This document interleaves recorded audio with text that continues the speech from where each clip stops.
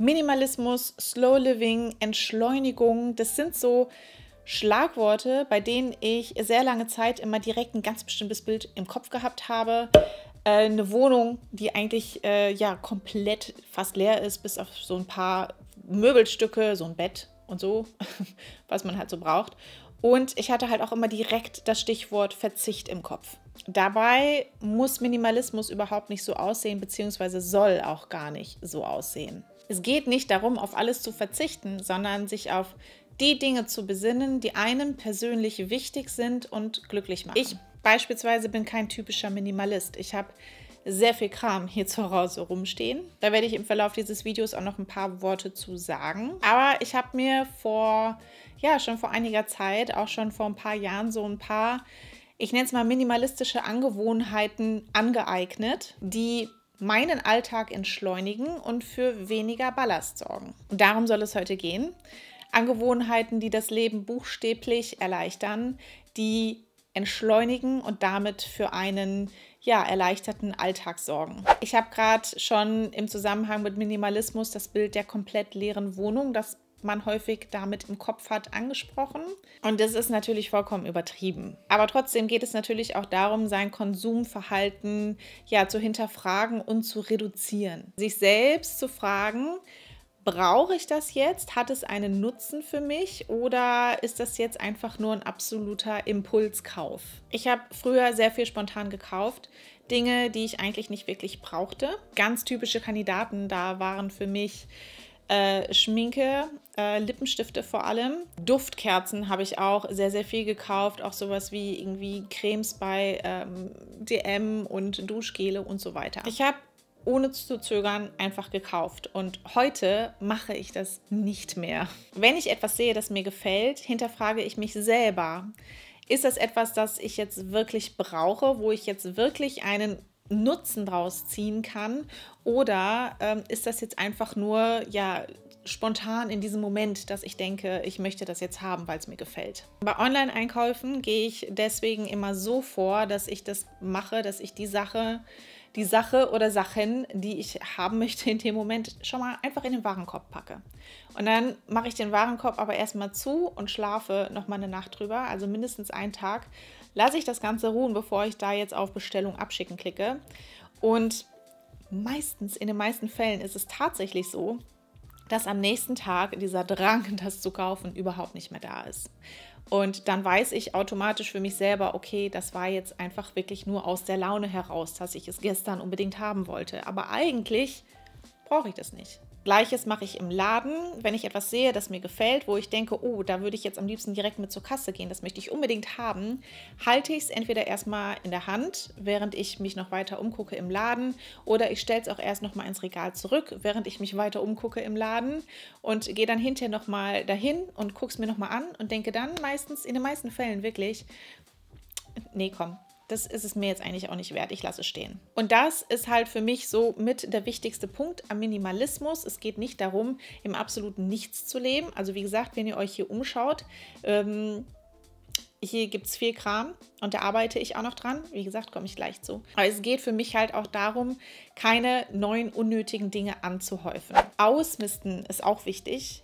Und da denken viele auch beim Thema Minimalismus als allererstes dran. Und ja, natürlich, wie gesagt, ist auch wichtig, dass man sich von den Dingen trennt, die man wirklich nicht mehr braucht zu Hause. Aber wenn man dann die komplette Bude ausgemistet hat und dann wieder hingeht und sie mit neuen, unnötigen Dingen vollstellt, die man dann gekauft hat, war das Ganze auch nur kontraproduktiv. Deswegen das Konsumverhalten hinterfragen und zu reduzieren ist halt für mich absolut Punkt 1 und an Punkt 2 kommt dann halt für mich das Ausmisten. Ganz klar, eine wichtige Angewohnheit, habe ich auch schon mehrmals hier auf diesem Kanal drüber gesprochen.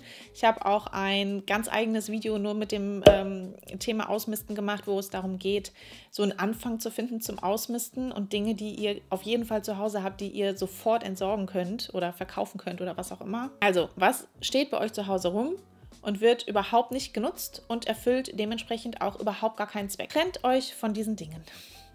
Nehmt euch, weiß ich nicht, entweder täglich oder einmal die Woche, je nachdem, wie es in euren Alltag passt, 20, 30 Minuten oder nehmt euch täglich oder einmal die Woche einen bestimmten Schrank oder eine Schublade vor und geht dadurch, mistet aus. Ich finde es halt immer super wichtig zu sagen, dass das nicht alles auf einmal passieren muss, dass nicht alles auf einmal gehen muss. Lasst euch dabei ruhig Zeit. Und jetzt zu mir persönlich, so mache ich das nämlich, denn auch wenn manche Dinge nicht mehr genutzt werden, hängt manchmal trotzdem das Herz dran. Und da fällt es einem trotzdem schwer, sich von diesen Dingen zu trennen. Und da kann dann halt so ein langsamer Abschied helfen. Bei mir schon eben erwähntes Beispiel Lippenstifte beispielsweise. Ich habe sehr, sehr viele Lippenstifte gehabt. Das war halt so mein Weak Spot, so das, wo ich einfach immer was mehr von haben wollte, jede Farbe haben wollte, jede Marke, bla bla bla. Und ich liebe irgendwo diese Sammlung heute immer noch. Es tut mir weh, mich von diesen Lippenstiften zu trennen. Trotzdem mache ich das, weil ich vielleicht von diesen ganzen Lippenstiften, ich benutze heutzutage vielleicht so ein paar, also noch nicht mal eine Handvoll, ja, die ich wirklich regelmäßig benutze. Der Rest kann gehen, aber es fällt mir halt nicht so leicht und deswegen trenne ich mich nach und nach davon. Ich gehe immer mal wieder durch mein Lippenstift-Ding durch und merke, okay, heute kann ich mich von diesem hier trennen, weil die Farbe eigentlich ist überhaupt nicht mehr meins und das ist auch schon alt und so weiter. So, also ich kann das nicht auf einmal. Ich kann nicht auf einmal hingehen und alle Lippenstifte bis auf die 2, 3, 4 Stück behalten, die ich benutze. Ich muss das Ganze nach und nach machen und deswegen wollte ich das einmal hier einbringen. Ich finde, das ist auch vollkommen in Ordnung. Man kann das Ganze auch nach und nach machen. Man kann sich dabei auch so ein bisschen Zeit lassen. Trotzdem möchte ich irgendwann an dem Punkt ankommen, wo ich wirklich, um jetzt bei dem Beispiel Schminke zu bleiben, wirklich nur noch die Teile hier habe, die ich wirklich benutze und nur noch die Teile hier habe, nur noch so viele Teile hier habe, dass es in ein Täschchen passt, das ich mir ins Bad stellen kann. So, das ist mein Ziel. Aber um dahin zu kommen, braucht es für mich persönlich einfach ein bisschen Zeit. Prioritäten setzen, finde ich, zum Thema minimalistische Angewohnheiten auch ganz wichtig. Das ist aber auch etwas, das ich selber erstmal lernen musste. Die Masse an Dingen, die erledigt werden muss, hat mich sehr oft extrem gestresst und auch überfordert einfach. Mittlerweile setze ich mir aber ganz klare Prioritäten. Was muss wann erledigt werden? Heute an diesem Tag ist das Prio 1, das ist Prio 2. Das sind diese 2 Dinge, die ich auf jeden Fall heute machen muss und alles andere ist nice to have, aber muss nicht unbedingt sein. Das entschleunigt meinen Alltag extrem, weil ich weiß, so das, was wirklich am allerwichtigsten ist, das wird auch tatsächlich erledigt, das wird gemacht. Alles andere ist nicht so schlimm, wenn das jetzt noch mal einen Tag oder 2 Tage wartet. Das kann ich dann auch immer noch machen. Natürlich ist es schön, wenn man so seine To-Do-Liste von jetzt auf gleich irgendwie abarbeiten kann. Das ist aber nicht immer so umsetzbar und häufig, wie gesagt, stresst das einfach nur. Generell finde ich Listen halt super wichtig, weil sie einem einfach so ein Stück Arbeit abnehmen. Das, was man auf einer Liste aufgeschrieben hat, muss man jetzt nicht zwingend die ganze Zeit im Kopf haben. Legt euch eine große Liste an, in der ihr unterteilt.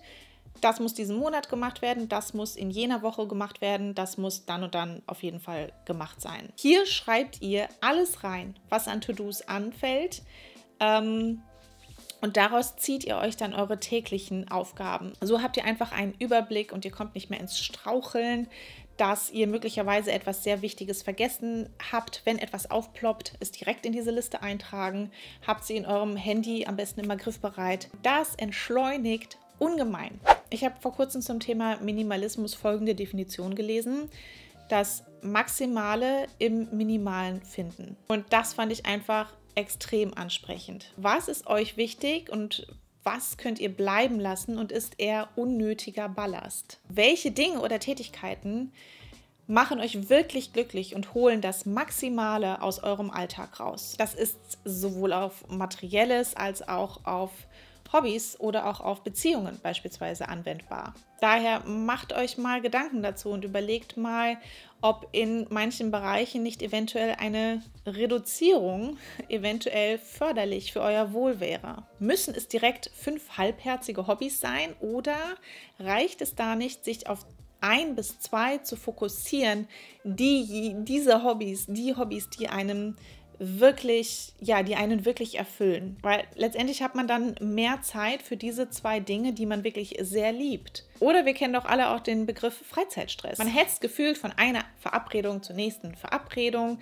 hat das Gefühl, man muss allen Freunden und Bekannten irgendwie gerecht werden. Man selber kommt dadurch aber überhaupt nicht zur Ruhe. Und wie gesagt, es artet nur in Stress aus. Ich sage jetzt nicht, dass ihr eure Freundschaften kündigen sollt, auf gar keinen Fall. Aber hinterfragt euch da einfach mal selber. Habt ihr solchen Freizeitstress und ist er vielleicht auch einfach nur selbst gemacht? Würde es euch persönlich vielleicht besser gehen, wenn ihr da ein bisschen reduziert? Und nochmal zum Thema Stress und Entschleunigung. Macht euch frei von dem Gedanken, immer produktiv zu sein.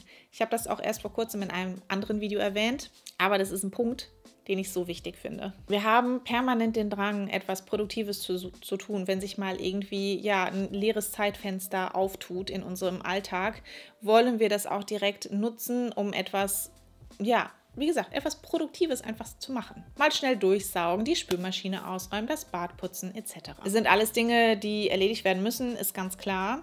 Und diejenigen, die meine Videos schon länger schauen, die wissen, dass auch ich mal so ein freies Zeitfenster nutze, um beispielsweise mittags dann schon mal was fürs Abendessen vorzubereiten, um es mir dann halt am Abend leichter zu machen. Aber trotzdem gönne ich mir Ruhepausen. Momente, in denen ich einfach mal gar nichts mache, in denen ich schlichtweg einfach faul rumsetze. Und das muss und darf auch mal sein. Ich weiß, nicht jeder hat da mal so ein Zeitfenster in seinem Alltag. Manchmal ist der Alltag auch einfach so vollgepackt. Aber dann, wenn dem so ist, dann gönnt euch wenigstens einen richtigen Feierabend. Ja? Und nutzt dann nicht den Abend dafür, um noch hier ständig alles im Haushalt zu erledigen. Wie gesagt, muss gemacht werden. Da ist meine Empfehlung immer, feste Routinen sich zu suchen und zu setzen. Da habe ich auch schon mehrere Videos zu gemacht. Ich kann euch da gerne mal ein paar verlinken. Aber wie gesagt, gönnt euch auch einfach mal nichts tun. Ich hoffe, ich konnte euch mit diesem Video ein bisschen weiterhelfen. Ihr konntet vielleicht das ein oder andere für euch mitnehmen. Und dann freue ich mich, wenn wir uns nächste Woche zum nächsten Video wiedersehen. Bis dann. Tschüss.